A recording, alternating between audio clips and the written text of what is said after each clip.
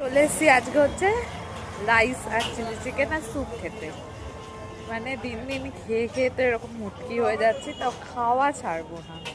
Daily বাইরের খাবার খেয়েই যাই, রোজ ভাবি যে খাবো না খাবো না, তাও সন্ধ্যাবেলা হলেই মনে হয় যাই গিয়ে একটু খেয়েই আসি। এই যে রাইস চিলি চিকেনের দোকান, এখানে স্যুপটা খুব সুন্দর করে, খুব মানে খুবই সুন্দর করে এখানে স্যুপটা।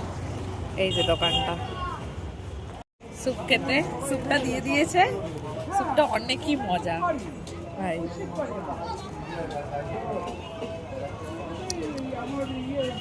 অনেকই মজা, কিন্তু প্রচুর গরম স্যুপটা। এরপরে আবার চিলি চিকেন আর আর কি রাইস রাইস আসলে আবার ভিডিও করছি।